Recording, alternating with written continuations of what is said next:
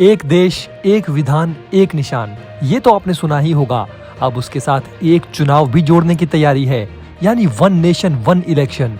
ये वो मुद्दा है जो बीजेपी की चुनावी घोषणा पत्र में प्रमुखता से रहा है।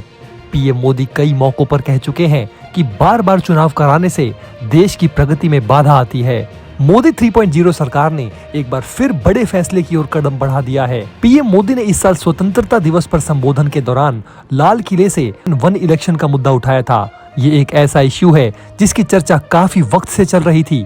हालांकि अब करीब एक दशक बाद मोदी कैबिनेट ने इस पर मुहर लगा दी है। मोदी कैबिनेट ने वन नेशन वन इलेक्शन के प्रस्ताव को मंजूरी दे दी है, जिससे कि पूरे देश में एक साथ लोकसभा और विधानसभा चुनाव होने का रास्ता साफ हो गया है। पूर्व राष्ट्रपति रामनाथ कोविंद की अध्यक्षता वाली कमेटी की रिपोर्ट के आधार पर यह बड़ा फैसला लिया गया है। वन नेशन वन इलेक्शन व्यवस्था लागू होने से देश में क्या बदलेगा, क्या फायदे होंगे, सब कुछ बताएंगे आपको डिटेल में। लेकिन आगे बढ़ने से पहले कमेंट बॉक्स में वंदे मातरम और भारत माता की जय जरूर लिखें। तो दोस्तों, मोदी कैबिनेट ने एक देश एक चुनाव के प्रस्ताव को मंजूरी दे दी है। अब देश की 543 लोकसभा सीट और सभी राज्यों की कुल 4130 विधानसभा सीटों पर एक साथ चुनाव कराने की राह खुल गई है। वोटर सांसद और विधायक चुनने के लिए एक ही दिन, एक ही समय पर अपना वोट डाल सकेंगे। एक देश एक चुनाव पर पूर्व राष्ट्रपति रामनाथ कोविंद की अध्यक्षता में गठित कमेटी की रिपोर्ट के बाद इस प्रस्ताव को कैबिनेट ने मंजूरी दे दी है। One nation one election committee में कितने और कौन कौन सदस्य हैं ये भी आपको बता देते हैं। तो दोस्तों, इस कमेटी में पूर्व राष्ट्रपति, एक वकील, 3 नेता और 3 पूर्व अफसर समेत 8 लोग कमेटी के सदस्य हैं, जिसमें कि सबसे पहले रामनाथ कोविंद जी हैं, जो पूर्व राष्ट्रपति हैं, वो इसके अध्यक्ष हैं। इसके अलावा हरीश साल्वे एक वरिष्ठ अधिवक्ता हैं, अमित शाह गृह मंत्री, अधीर रंजन चौधरी कांग्रेस नेता, Ghulam Nabi Azad DPA party, N K Singh 15वें वित्त आयोग पूर्व अध्यक्ष, डॉक्टर सुभाष कश्यप लोकसभा के पूर्व महासचिव, संजय कोठारी जो कि पूर्व मुख्य सतर्कता आयुक्त, ये सब लोग इस समिति में शामिल हैं। अब इस कमेटी ने क्या सुझाव दिए हैं ये आपको बता देते हैं। दोस्तों, सभी विधानसभाओं का कार्यकाल अगले लोकसभा चुनाव यानी 2029 तक बढ़ाया जाए। पहले चरण में लोकसभा विधानसभा चुनाव और फिर दूसरे चरण में 100 दिन के भीतर स्थानीय निकाय चुनाव कराए जा सकते हैं। चुनाव आयोग लोकसभा, विधानसभा और स्थानीय निकाय चुनावों के लिए सिंगल वोटर लिस्ट और वोटर आईडी कार्ड बनाए। देश में एक साथ चुनाव कराने के लिए उपकरणों, जनशक्ति और सुरक्षा बलों की एडवांस प्लानिंग कराने की भी सिफारिश की गई है। इससे एक दिन पहले केंद्रीय गृह मंत्री अमित शाह ने कहा था कि देश में वन नेशन वन इलेक्शन हर हाल में 2029 से पहले लागू होगा। 78वें स्वतंत्रता दिवस पर लाल किले की प्राचीर से पीएम मोदी ने कहा था, देश में हर 6 महीने में कहीं ना कहीं चुनाव होते रहते हैं। ऐसे में देश को आगे ले जाने के लिए वन नेशन वन इलेक्शन को आगे लाना ही होगा। जैसा कि हम सब लोग जानते हैं कि इस समय देश में अभी लोकसभा चुनाव और विधानसभा चुनाव अलग अलग समय पर होते हैं। अब सबसे बड़ा सवाल आप सबके मन में भी ये उठ रहा होगा कि अगर एक चुनाव का कानून बना और लागू हुआ तो क्या क्या होगा। तो दोस्तों, सबसे पहले वन नेशन वन इलेक्शन की ओर बढ़ने के लिए सरकार को एक बार ही बड़ा कदम उठाना होगा। इसके तहत केंद्र सरकार लोकसभा चुनाव 2029 के बाद एक तारीख तय करेगी।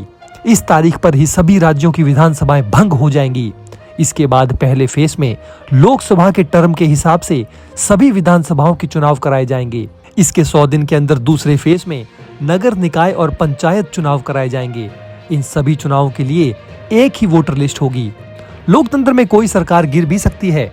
ऐसे में अविश्वास प्रस्ताव के कारण लोकसभा या किसी विधानसभा के भंग होने पर यह सुझाव दिया गया है कि नए चुनाव उतने ही समय के लिए कराए जाएं जितना समय सदन का बचा हुआ है। इसके बाद लोकसभा के साथ फिर से नए सिरे से चुनाव कराए जाएं। इस कानून को पास कराने के लिए 18 संवैधानिक संशोधन जरूरी होंगे। ज्यादातर संशोधनों में राज्यों की मंजूरी जरूरी नहीं है। इस प्रस्ताव पर आगे बढ़ने से पहले देश भर में जनता और अलग अलग नागरिक संगठनों की राय ली जाएगी। वन नेशन वन इलेक्शन लागू होने के क्या फायदे हैं? तो दोस्तों, लोकसभा के पूर्व सचिव एस.के. शर्मा बताते हैं कि देश में वन नेशन वन इलेक्शन लागू होने से कई फायदे होंगे, जैसे कि चुनाव खर्च में कटौती होगी।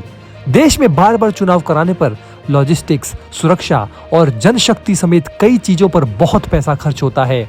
इस साल हुए लोकसभा चुनाव में अनुमानित कुल खर्च करीब 1.35 लाख करोड़ रुपए तक हुआ है, जो कि 2019 के लोकसभा चुनाव की तुलना में बहुत अधिक है। 2019 में 60,000 करोड़ रुपए खर्च हुए थे। अगर राज्यवार विधानसभा व स्थानीय चुनाव का खर्च भी जोड़ा जाए तो अंदाजा लगाइए कि ये खर्च कितना होगा। ऐसे में वन नेशन वन इलेक्शन लागू होने पर चुनाव खर्च में कम होगा, प्रशासनिक कार्य क्षमता में वृद्धि होगी। चुनाव के दौरान आचार संहिता लागू होने से नीति निर्माण और विकास कार्यों में रुकावट आती है। अगर 5 साल में सिर्फ एक बार आचार संहिता लागू होगी तो स्वाभाविक है कि प्रशासनिक कार्यों में तेजी आएगी। देश में हर 6 महीने चुनाव होने पर प्रशासनिक मशीनरी और सुरक्षा बलों पर अत्यधिक दबाव पड़ता है। एक साथ चुनाव कराने से संसाधनों का बेहतर उपयोग हो सकता है। लुभावने वादे नहीं आएंगे काम। बार बार चुनाव लोक लुभावन नीतियों को बढ़ावा देते हैं। एक साथ चुनाव लंबी अवधि की नीति योजना और सतत विकास पर ध्यान केंद्रित करने में मददगार साबित होंगे। वोट प्रतिशत में वृद्धि। एक साथ चुनाव होने से मतदाता एक ही समय में कई वोट डाल सकते हैं, जिससे मतदाता भागीदारी में वृद्धि हो सकती है। कैबिनेट से मंजूरी मिलने के बाद सरकार नवंबर-दिसंबर में होने वाले संसद के शीतकालीन सत्र में वन नेशन वन इलेक्शन का बिल पेश करेगी। सरकार इसे 2029 से लागू करने के लिए बाध्य है। आपको बता दें दोस्तों कि इससे पहले भी एक साथ हो चुके हैं इलेक्शन। भारत की आजादी के बाद 1952, 1957, 1962 और 1967 में लोकसभा और विधानसभा के चुनाव एक साथ कराए गए थे। हालांकि 1968 और 1969 में कई राज्यों की विधानसभाओं का कार्यकाल समय से पहले खत्म कर दिया गया। 1970 में इंदिरा गांधी ने 5 साल का कार्यकाल पूरा होने से पहले ही लोकसभा को भंग करने का सुझाव दिया। इससे उन्होंने भारत में एक साथ चुनाव कराने की परंपरा को भी तोड़ दिया, जबकि मूल रूप से 1972 में लोकसभा के चुनाव होने थे। अब मोदी सरकार फिर से इसे लागू कराने की कोशिश में है। अब दोस्तों किन किन पार्टियों ने वन नेशन और वन इलेक्शन का समर्थन किया है, ये आपको बता दें तो दोस्तों केंद्रीय कैबिनेट ने सर्वसम्मति से प्रस्ताव पास किया है। इसका मतलब ये है कि एनडीए में शामिल दल इसके पक्ष में हैं, यानी सरकार ने प्रस्ताव पास करने से पहले ही सबको विश्वास में ले लिया। वन नेशन वन इलेक्शन का BJP, JDU, AIADMK, NPP, BJD, Akali Dal, लोक जनता पार्टी, अपना दल, all Jharkhand students union, Assam Gana Parishad और शिवसेना शिंदे गुट ने समर्थन किया है। खास बात यह है कि बहुजन समाज पार्टी की चीफ मायावती ने भी एक्स पर पोस्ट करते वक्त वन नेशन वन इलेक्शन का सपोर्ट किया है। मायावती ने इसे पार्टी का पॉजिटिव स्टैंड बताया है। अब इसके विरोध में कौन कौन पार्टी है ये भी सुन लीजिए। वन नेशन वन इलेक्शन का विरोध करने वाली सबसे बड़ी पार्टी कांग्रेस है।